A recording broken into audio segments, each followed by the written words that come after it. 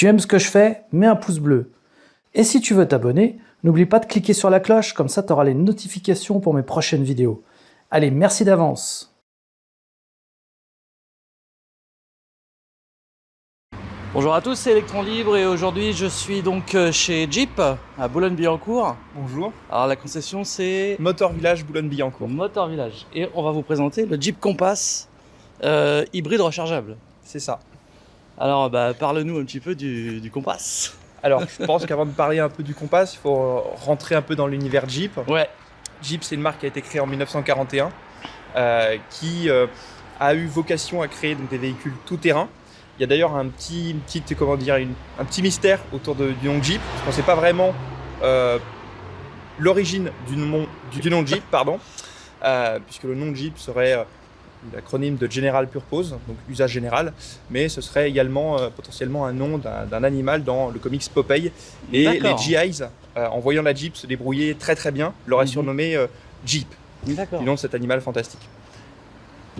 Donc le Compass, c'est donc alors cette version-là, c'est un Jeep Compass Trailhawk, donc hybride rechargeable Trailhawk. Trailhawk, c'est une finition qui est spécialisée dans le franchissement. C'est-à-dire que c'est une voiture qui est légèrement plus haute que sa finition confort, qui est la S, qui elle est un petit peu plus basse. Donc elle fait 4,39 m en longueur et elle fait 1,87 m de largeur. D'accord. C'est des dimensions somme toute raisonnables. Hein. Oui, c'est assez raisonnable. Ouais. Et donc quel type de motorisation il y a dedans alors? Alors il y a un essieu thermique avec un moteur thermique de 1,3 litre qui développe 130 ou 180 chevaux. D'accord, donc il y a deux moteurs possibles. C'est ça. D'accord. Et à l'arrière, on a un essieu thermique, un essieu électrique ouais. de 60 chevaux. 60 chevaux, d'accord. Et donc on peut cumuler de puissance, on est entre 150 et 200 chevaux. On est sur 190 et 240 chevaux. 240 chevaux, okay. Très bien. Et alors au niveau autonomie électrique, parce que ça intéresse beaucoup de gens, combien on peut faire en pur électrique? Déjà, est-ce qu'on peut rouler en pur électrique? On peut rouler en pur électrique, bien sûr. C'est le but de ces voitures-là. On a donc un pack de 11,4 kW au niveau des batteries. Ce qui est pas mal. Avec un minimum garanti de 2,8 kW. Parce qu'il ne faut pas oublier que Jeep étant une marque qui fait des voitures 4x4, eh ben, on peut avoir besoin d'être tout le temps en 4x4, d'avoir du 4x4. C'est-à-dire que l'essieu arrière n'est pas relié à l'essieu avant. C'est vraiment deux essieux indépendants. Exactement. Il n'y a pas d'arbre de transmission. Donc aucune vibration. D'accord. Et du coup, pas de tunnel de transmission au milieu. Pas de tunnel de transmission. Ok, très bien. Au niveau de la recharge, on est quoi, en type 2? On a du combo? On est sur du type 2, qui permet de recharger suffisamment rapidement ce type de voiture-là. 11 kW en type 2, ça recharge à quoi? À 3 kW? On peut aller jusqu'à 7. Jusqu'à 7, ça c'est pas mal. Ouais, c'est pas mal du tout ça. Donc là on a bien une prise type 2, donc type 2 sans les deux plots du bas qu'on peut retrouver sur une Tesla par exemple. Donc là ici c'est vide, parce que ça va que jusqu'à 7 kW. S'il y avait les deux plots du bas, on pourrait charger jusqu'à 22 kW, ou 11 suivant le chargeur interne. Mais là on est limité à 7 kW. Ce qui est déjà pas mal, parce que sur certains autres modèles c'est 3 kW. Donc voilà. À noter qu'on a ici plusieurs boutons qui vont plusieurs indications. Donc ici niveau de charge. Et puis ici, puisqu'on peut programmer la charge sur cette voiture-là, on appuie. Imaginons qu'on est pressé. Finalement, on veut charger maintenant. On a juste appuyé sur ce bouton-là.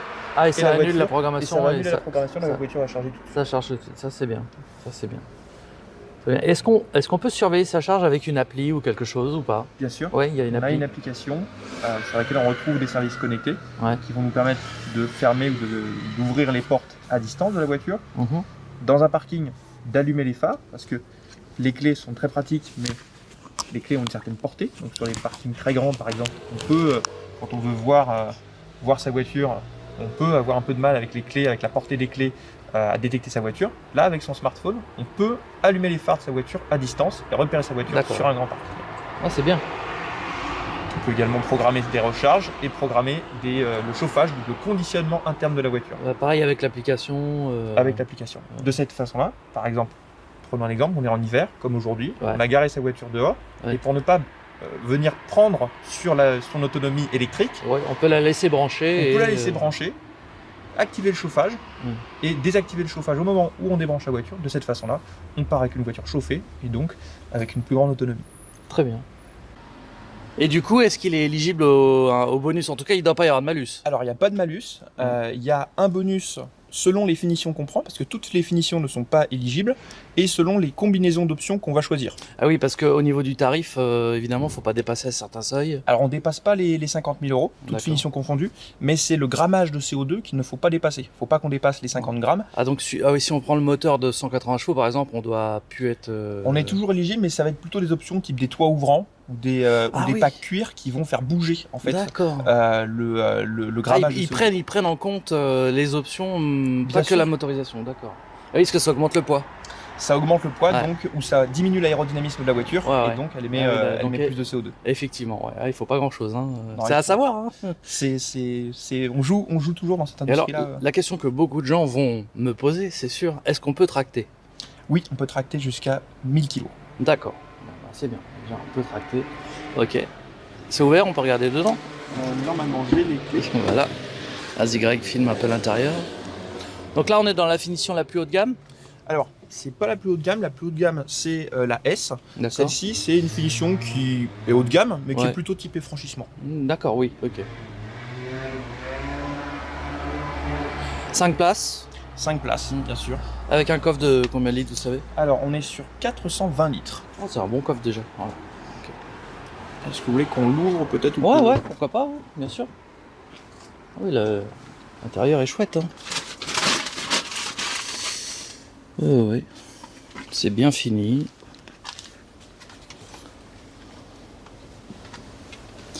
On n'a pas parlé du nombre de kilomètres qu'on peut faire en électrique. Eh ben, on peut faire entre 49 et 51 km, selon donc les finitions qu'on a évoquées. Très bien. On peut voir le moteur éventuellement? On peut ouvrir le capot avant? On va montrer tout ça, voir un petit peu le compartiment moteur, comment c'est foutu. C'est vrai qu'il est très très haut. Tiens, filme un peu en dessous, Greg.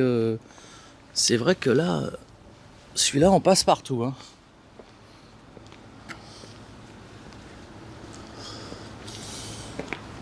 Après, tu filmeras le coffre aussi pour montrer. 420 litres, c'est un bon coffre. Tac.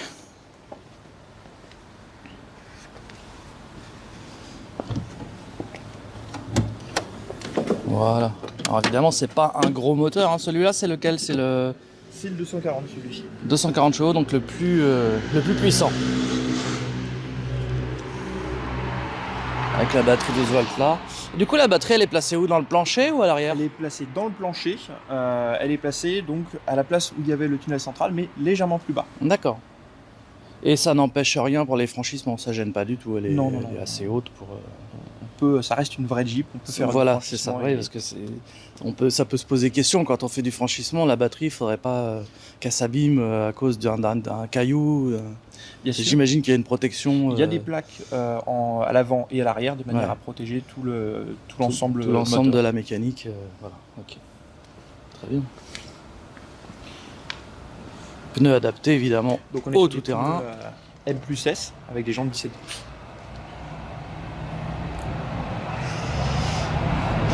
Au niveau des performances, vitesse de pointe, accélération, ça donne quoi? Sur le 0 à 100, on est aux alentours de 7 secondes. C'était pas mal. Et après, en vitesse de pointe, on est sur du 180-190 km/h Ouais, donc largement suffisant pour. pour se faire plaisir. Voilà, c'est pas bridé à 140. Non, non, non. Très bien. Donc là, on a le coffre. Ah oui, qui est grand quand même. Hein. Ouais. 2 tiers, 1 tiers. Ok. On a un sous-coffre, j'imagine, pour ranger les chargeurs. Ouais, alors il est un peu plein parce que quelques Hop là. petits Ah oui. quelques petites choses, mais effectivement, on a un sous-coffre. Mais on qui voit qu'il permet y a de quoi faire.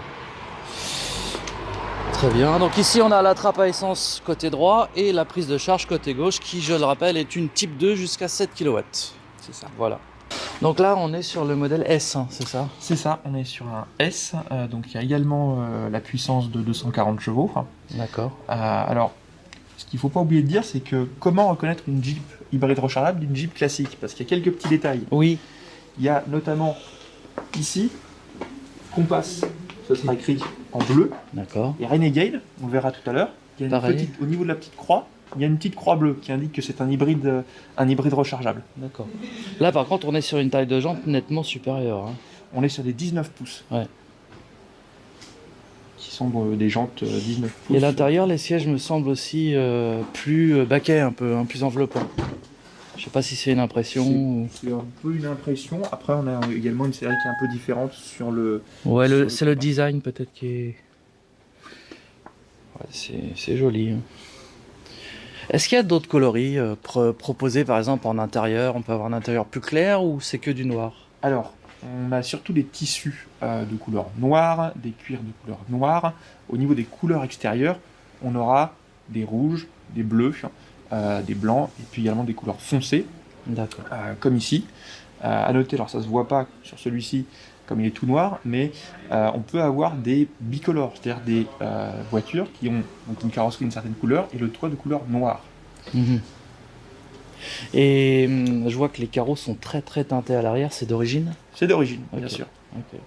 Ça se fait limousine. Hein. Ouais, c'est classe. Hein. Ah, c'est très beau. Donc, sur cette finition S, qui peut être reconnaissable notamment à son haillon main libre. Ah oui, d'accord. Ah oui, sur l'autre, il n'y a pas le haillon. Sur le électrique. Trailoc, on n'a pas de haillon main libre. Et on peut l'ouvrir aussi à l'aide du pied en dessous ou pas, celui-là? Non, Il n'y a pas le uniquement foot sur sensor. sur la quai. Ok. Il n'y a pas un bouton pour refermer. Hein. Si, si, C'est juste à l'intérieur. ils l'ont mis, tu vois, comme moi, t'as vu? Ouais, je Je pensais l'ai mis en bas. là. Non, mais c'est bien ça pour les personnes handicapées ou les personnes de petite taille, tu vois. C'est vrai. C'est très bien. Alors, pareil sur le logo à l'arrière, on n'est plus sur un C'est 4x4, C'est bleuté, ouais. mais sur un 4 par E. Pourquoi? Parce qu'on est sur un essieu thermique à l'avant Et à un l'arrière, essieu électrique à l'essieu l'arrière. électrique. Ouais, ouais. Donc, même quand la batterie est déchargée, il reste un tampon, on va dire, pour que le moteur électrique soit toujours actif, en fait. Comme C'est ça, on tout. reste en pur 4x4. C'est tout à fait ça. Ouais, d'accord. Bon, nous voici donc à bord celui-là, c'est le Jeep Compass. Compass, voilà. Donc, hop. Je le cherchais, il est caché là. Généralement pour remplacer l'avion. Qui permet Voilà. de mettre en marche. Donc là, on peut voir le tableau de bord, hein, si tu veux filmer Greg, c'est pas mal. tiens, prends, c'est plus simple. Ouais, je vais l'approcher un peu. Hop. Donc Voilà. on peut voir que au niveau de la consommation, on est dans l'ordre annoncé par le constructeur, puisqu'on est à 2,9 litres. Ah oui, effectivement. Donc il va y avoir deux couleurs qui vont être importantes sur l'écran, qui vont être le vert et le bleu. Puisque le vert va indiquer le kilométrage effectué en électrique, Ouais. l'autonomie en électrique, et également, juste au-dessous du zéro, et juste à côté, lorsque les kilomètres-heure et lorsque le trait va être en vert, ça indique que l'on est en électrique. À partir du moment où ça passe en bleu, ça veut dire qu'on est passé en thermique. D'accord. Et donc on voit qu'on a un petit contour pour le thermique à gauche et un Un indicateur de... indicateur de charge et de power pour le côté électrique. On a vraiment deux voitures en une en fait. C'est ça qu'il faut retenir de Ouais. l'hybride rechargeable, c'est la possibilité d'avoir deux voitures en une. Tout à fait. Donc, on l'a dit tout à l'heure, on est toujours sur une voiture 4 roues motrices, donc on a ce système qui est le Select Terrain, qui permet d'optimiser en permanence la motricité de la voiture selon ses envies, son humeur, le type de terrain rencontré. D'accord. Donc, Donc on on peut passe. partir. Alors, quand on la démarre, elle se met automatiquement sur l'électrique ou Toujours. La voiture ok. va toujours chercher à vous faire des économies. Il y a Donc- pas de frein à main particulier Juste là. Voilà. et ça avance tout seul. Il y a un léger rempli. Juste là. Je règle bien mon siège. C'est pas mal. Alors ce qu'il faut que je m'habitue, c'est à la hauteur du capot parce que moi c'est tout l'inverse sur la mienne. Moi ça plonge. Hop, ça passe. Voilà. Évidemment, dans le silence total. Hein. Avec une légère... Il y a un bruit pour les piétons, non? Bien sûr, Ouais. toujours. On entend.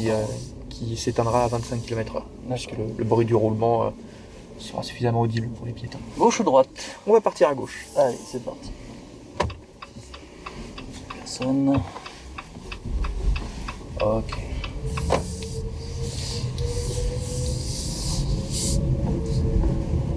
Donc on peut voir ici en instantané les flux d'énergie. Voilà.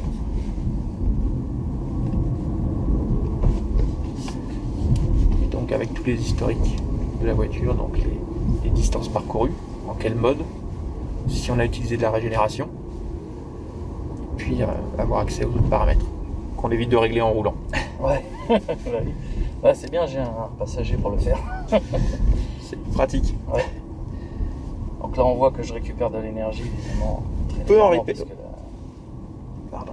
Ouais. On peut en récupérer plus en actionnant la régénération maximale, donc qui est le système e-coasting, où là on va supprimer un peu plus ce ramping de la voiture.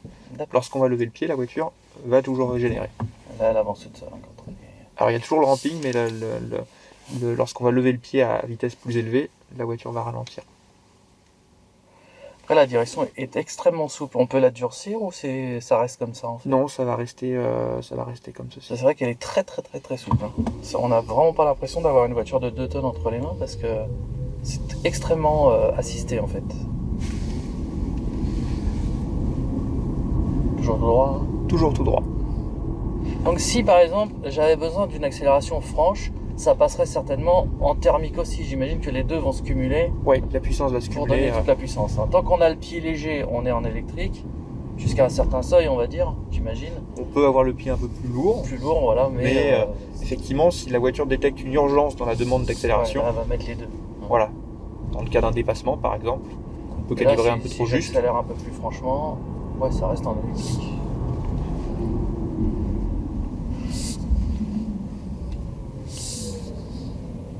On a la sensation de l'électrique là, hein, de toute façon c'est clair.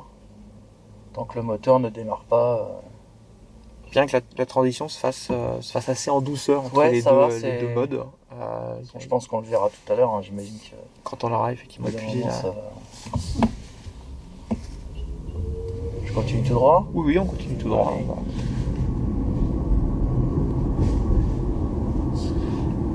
Alors, on est vraiment dans ce que fait un PHEV dans son quotidien. Donc, c'est ça, ouais, des trajets urbains.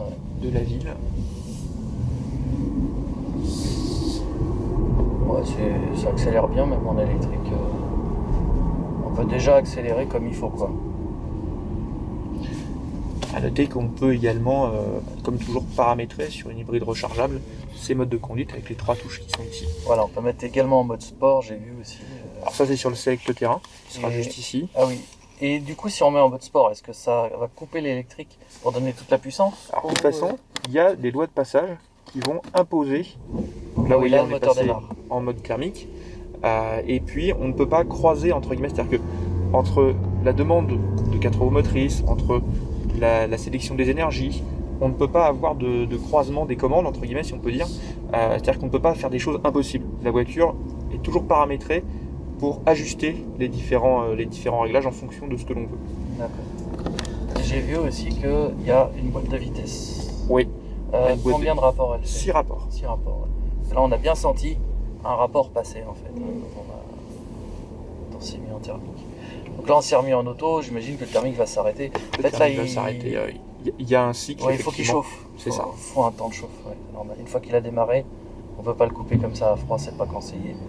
Ouais, c'est très doux, très confortable. La direction est vraiment très souple.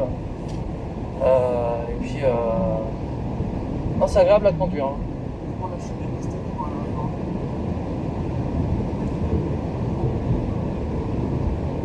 Là, c'est bien, il y a un petit triangle qui me prévient les angles morts.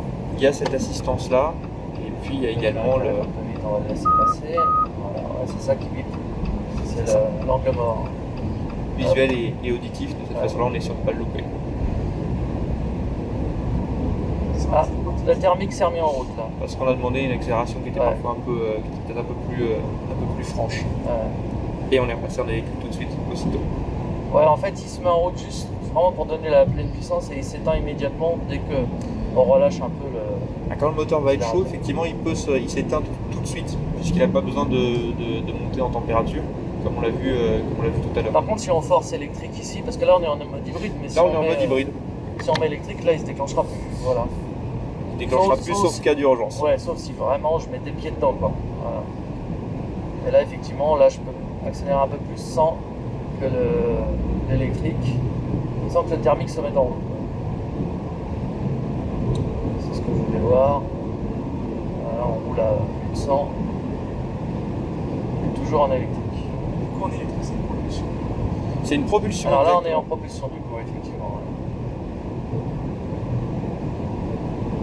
Là, on peut essayer de sortir pour changer de route, par exemple. Ouais, alors, j'en ai un dans l'angle mort là. Allez, vas-y, passe. Hop. Là, c'est très pratique les petits triangles parce que du coup, ça permet de voir vraiment quelqu'un qu'on verrait pas dans le rétro, quoi. Et puis, c'est pour les scooters, comme ça. Par exemple. Dans un univers urbain. Là, je prends à gauche, j'imagine. Oui, on va prendre la gauche. Ouais. Ça revient dans l'autre sens. On va même pousser un peu plus loin. On va aller. Ah non, on n'est pas loin de Versailles en fait. Ouais, bah on va aller voir le château. Ouais, pourquoi pas. Voilà, donc là on est arrêté à un feu, c'est limité à 70, donc on va pouvoir faire une petite accélération franche tout en essayant de rester en électrique pour voir ce que ça donne. On va voir à quel moment ça passe en thermique si vraiment j'appuie trop. Hop, allez. Parce que là j'appuie pas mal, hein, je suis à mi-course on va dire. J'essaye de doser pour rester en électrique. Ouais, c'est pas mal. Hein. Parce que là, je les ai tous... ouais. C'est bien, hein, parce que j'ai conduit des hybrides rechargeables où si j'appuyais comme ça passait en thermique. Hein. Donc là, c'est pas mal du tout. Hein. Ça reste dynamique en électrique.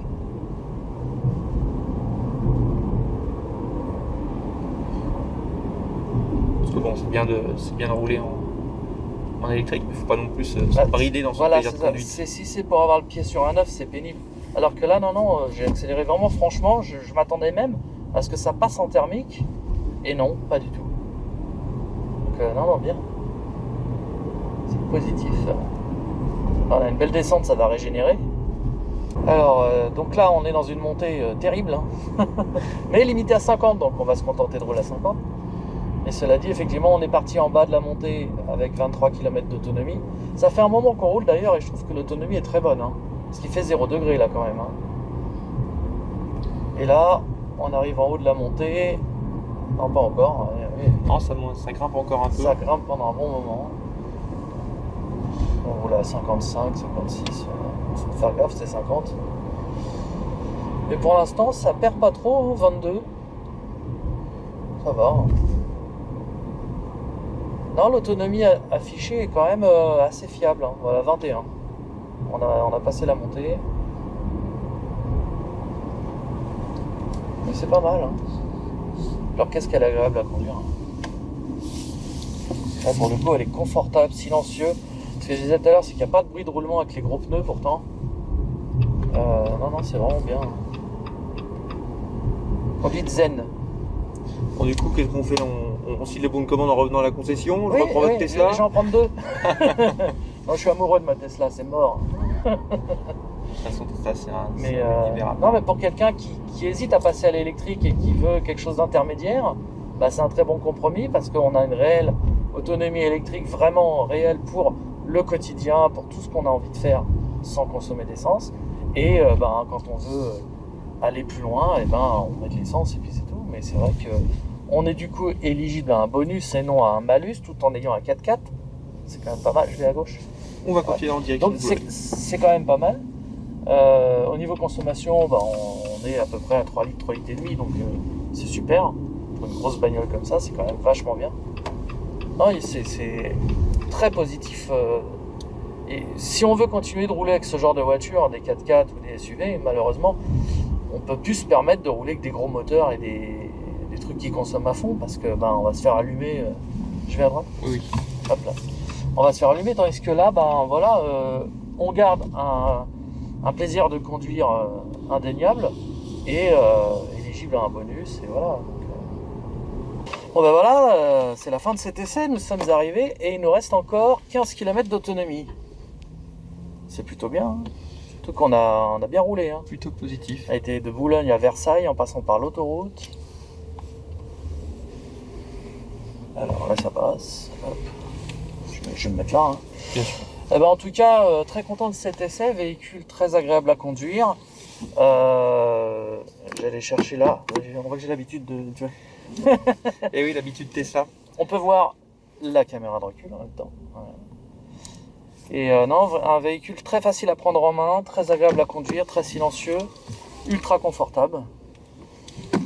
Et en plus, on ne s'est pas privé, on a mis le chauffage tout le long sur 23 degrés. Et on rappelle que cet essai a été réalisé avec une température oscillant entre 0 et 2 degrés. Donc c'est plutôt très très très positif.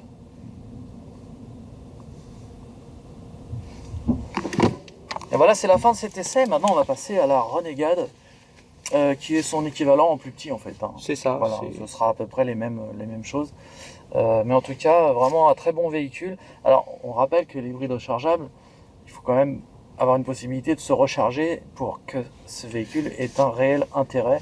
Et donc, on le conseille plus à des gens qui ont une prise à domicile ou sur leur parking. C'est ça, ou même parfois à leur domicile, sur leur lieu de travail. Lieu de travail, bien entendu. Ou même les deux. De cette façon-là, on étend encore plus. Et là, on peut vraiment... mais effectivement, l'hybride rechargeable s'adresse vraiment à des personnes qui ne peuvent pas encore passer à l'électrique, mais qui ont envie. Et donc, c'est une très bonne transition. Et qui ont la possibilité de se recharger quotidiennement pour vraiment optimiser leur consommation et rouler un maximum en électrique. En tout cas, l'autonomie est très étonnante malgré le froid. On peut réellement faire beaucoup de kilomètres en électrique avec au moins 45-50 km on les fait, je pense, hein, sans problème. Ce qui est plutôt bien pour un véhicule hybride rechargeable de ce gabarit. De ce gabarit-là, voilà, et avec cette prise voilà. Non, vraiment bien. Au niveau des finitions, si on n'en a pas parlé, mais très bon toucher du volant, très agréable à toucher. Tous les plastiques sont moussés, on peut le voir. C'est vraiment, non, c'est très qualitatif. Il n'y a pas de craquement, il n'y a pas de bruit parasite. Enfin, c'est très bien fini, très bonne qualité. Donc, top, impeccable. On passe au suivant. On passe au suivant. Allez, c'est parti.